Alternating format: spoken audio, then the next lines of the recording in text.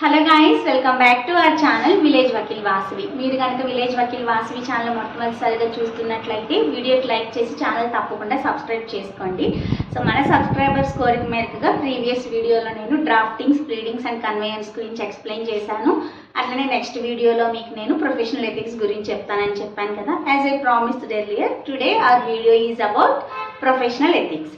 So మనకి 10th సెమిస్టర్లో అంటే బిఏ ఎల్ఎల్బి అంటే 5 years కోర్స్ వాళ్ళకి 10th సెమిస్టర్లో, 3 years వాళ్ళకి 6th సెమిస్టర్లో ఉండే సబ్జెక్ట్స్ ఈ ప్రొఫెషనల్ ఎథిక్స్, అట్లానే డ్రాఫ్టింగ్స్ అండ్ ప్లీడింగ్స్ సంబంధించి. అది ముందు వీడియోలో చెప్పాను. మన వాళ్ళు ఎవరైనా చూడకపోతే అది వీడియో చూసి ఈ వీడియో కూడా చూడండి, లేదా ఇది చూసాకైనా అది చూడండి, ఎందుకంటే ఆ 2 సబ్జెక్ట్స్ మీకు చాలా ఉపయోగపడతాయి కాబట్టి. సో ఈరోజు వీడియోలో ప్రొఫెషనల్ ఎథిక్స్ జనరల్గా ఏంటంటే, ముందు సెమిస్టర్లు అంతా కూడా అసలు ఒక లా అంటే ఏంటి, ఒక పర్టికులర్ పర్సన్ రైట్స్ ఎలా ఉంటాయి, మనం ఏ విధంగా కోర్టుకి వెళ్తాము, ఏ విధంగా ఫైల్ చేసుకుంటాము, సో ఇవన్నీ మీరు నేర్చుకుని వస్తారు. లా గురించి నాలెడ్జ్ అంతా కూడా ముందు సెమిస్టర్లో చక్కగా నేర్చుకుని వస్తారు. ఇప్పుడు ఒక స్టెప్ వెనకే ఉంటారు ప్రాక్టీస్కి. అయితే రేపు ప్రాక్టీస్కి వెళ్ళాక నాలెడ్జ్, సబ్జెక్ట్స్ మీద పట్టు, వీటితో పాటుగా మనకి కొంచెం ఆ యొక్క ఎటికెట్ ఉండాలి. ఎటిక్ అంటే ఏంటంటే ఏ విధంగా ఒక అడ్వకేట్ తనని తను మలుచుకోవాలి, ఎలా బిహేవ్ చేయాలి, తన డ్యూటీస్ ఎలా ఉంటాయి, సో ఆ అడ్వకేట్కి సంబంధించి తను తీసుకోవాల్సిన ప్రికాషన్స్, కోర్టులో ఎలా నడుచుకోవాలి, యూనిఫామ్ ఏంటి, సో ప్రతిదీ కూడా మనకి ప్రొఫెషనల్ ఎథిక్స్లో ఉంటుంది. సో మీరు ఈ ప్రొఫెషనల్ ఎథిక్స్లో నేర్చుకోవాల్సింది 2 రకాలుగా ఉంటుంది. ఒకటి అడ్వకేట్స్ యాక్ట్ 1961, ఇంకొకటి bar council of India rules. So ఈ రెండిట్లో అడ్వకేట్స్ యాక్ట్లో ఏం నేర్చుకోవాలి, బార్ కౌన్సిల్ ఆఫ్ ఇండియా రూల్స్లో ఏముంటాయి, అసలు ఎలా నేర్చుకోవాలనేది నేను మీకు చెప్తాను. ఫస్ట్ ఆఫ్ ఆల్ మనకి అడ్వకేట్స్ యాక్ట్ వచ్చేసరికి మనకి 7 చాప్టర్స్గా విభజించారు. అలాగే దానిలో మొత్తం 60 సెక్షన్స్ ఉంటాయి.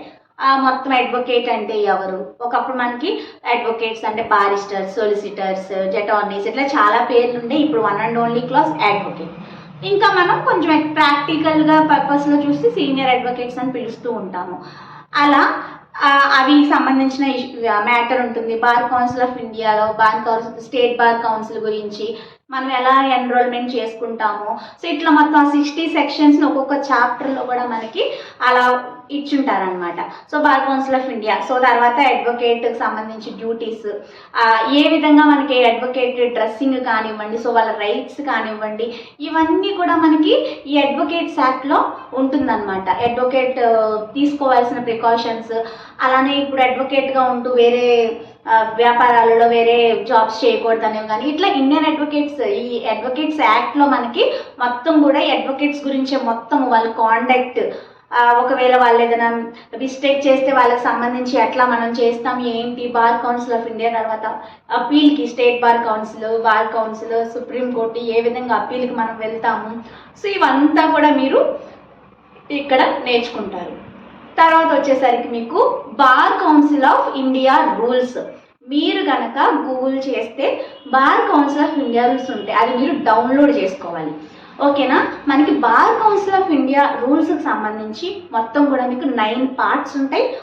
ఏ పార్ట్లో ఏముందనేది మీకు ఇప్పుడు ఎక్స్ప్లెయిన్ చేస్తాను నేను.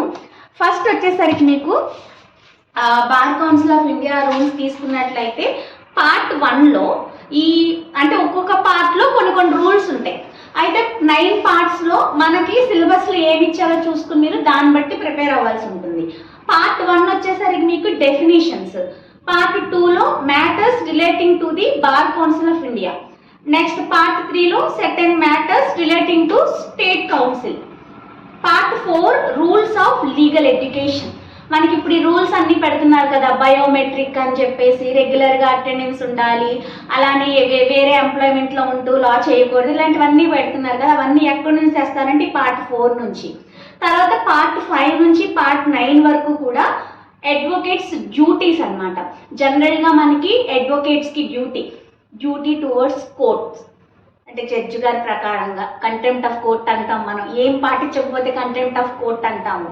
అట్లనే duty towards society, duty towards client. So ఇక్కడ మనకి duty towards the court, towards the client and other aspects including professional ethics అనేది ఇచ్చారు. సో ఈ ప్రొఫెషనల్ ఎథిక్స్ ఏంటంటే ప్రతి ఒక్క ప్రొఫెషన్కి కూడా మనం ఫాలో చేయాల్సిన కొన్ని ఉంటాయి.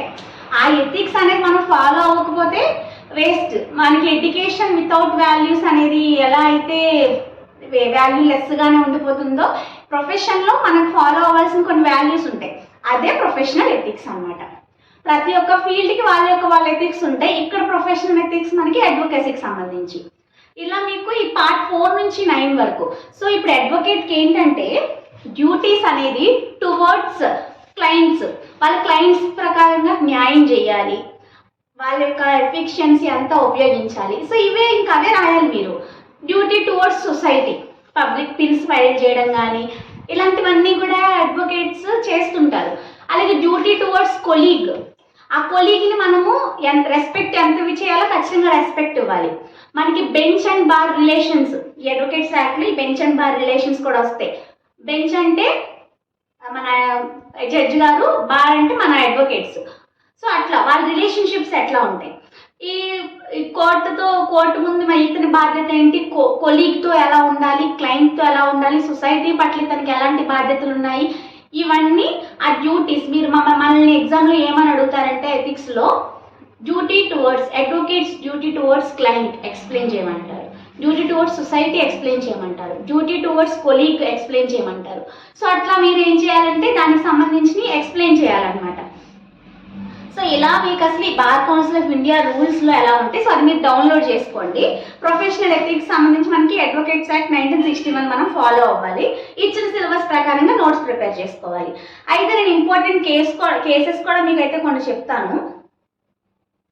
ఏదైనా మనం లాలో చదువుతున్నప్పుడు ఖచ్చితంగా case laws mandatory. So advocates act ఈ ప్రొఫెషనల్ ఎథిక్స్లో కూడా కొన్ని ఆస్పెక్ట్స్ చాలా ఇంపార్టెంట్. అన్నీ డిస్కస్ చేయలేము కాబట్టి కొన్ని మీకు నేను చెప్తాను, అంటే మీకు ఒక ఐడియా వస్తుంది.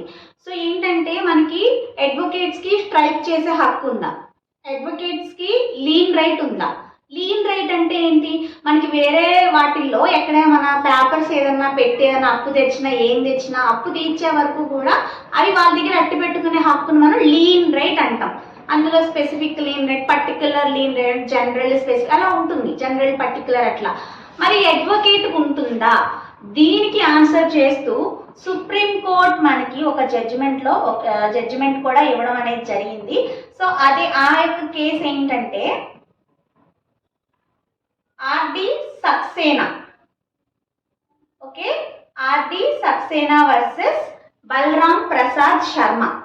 Okay case. జనరల్గా ఇది Indian Contract Act 171 lien right చెప్పుకున్నప్పుడు మనకి ఉంటుంది. కాకపోతే ఇక్కడ మనకి ఏంటంటే ఇక్కడ కూడా ఎందుకు రాసుకోవచ్చు అంటే మనం ఈ మ్యాటర్ని సుప్రీంకోర్టు క్లియర్గా మనకి కేసులో ఏం చెప్తారంటే అడ్వకేట్స్కి క్లయింట్స్ యొక్క పేపర్స్ మీద, మెయిన్గా వాళ్ళ యొక్క సూట్కి సంబంధించి ఇంపార్టెంట్ పేపర్స్, ఇప్పుడు ఈ వ్యక్తి ఇవ్వకపోతే క్లయింట్ డబ్బులు ఇవ్వలేదని అతని కేసు ఎలా ముందుకెళ్తుంది.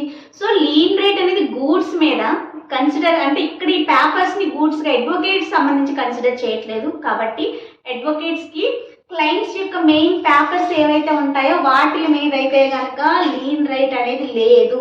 సో ఈ కాన్సెప్ట్ మీరు రాసుకోవచ్చు. అండ్ నెక్స్ట్ ఇంకొకటి, మరి అడ్వకేట్స్కి స్ట్రైక్ చేసే హక్కు ఉందా. ఇప్పుడు ఎలాంటి వాళ్ళకైనా, ఏ ప్రొఫెషనల్ ఎవరికైనా, ఎంప్లాయీస్కి కానీ ఎవరికైనా ఏదైనా ప్రాబ్లం వస్తే స్ట్రైక్ చేస్తారు.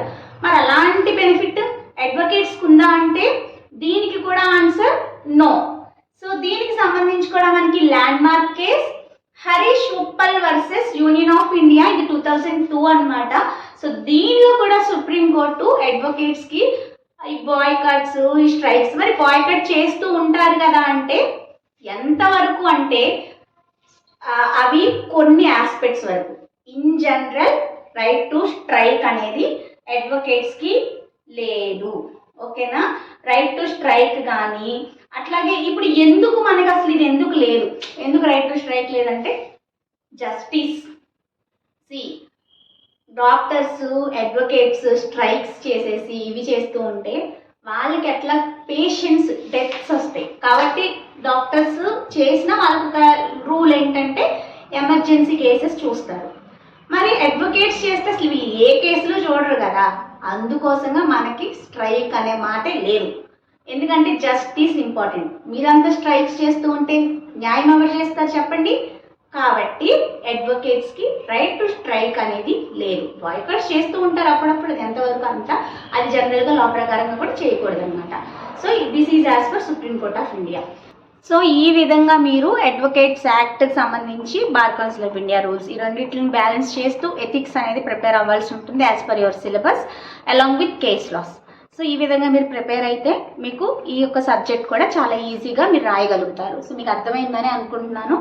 నా వంతు ప్రయత్నం నేనైతే చేశాను. ఇంకా ఏమైనా డౌట్స్ ఉంటే కమెంట్స్లో చెప్పండి. సో ఇంకా మీకు బెటర్గా ఎక్స్ప్లెయిన్ చేయడానికి తప్పకుండా ట్రై చేస్తాను. మీకు యూజ్ అయ్యిందని అనుకుంటున్నాను. మీకు ఈ వీడియో హెల్ప్ఫుల్ అయ్యిందని మీరు ఫీల్ అయితే వీడియోకి లైక్ చేసి మీ ఫ్రెండ్స్కి కూడా షేర్ చేయండి. ఓకేనా? Do like, share, comment and subscribe to Village Vakeel Vasavi YouTube channel. మరొక వీడియోతో మళ్ళీ కలుసుకుందాం. Until then keep watching. Bye by.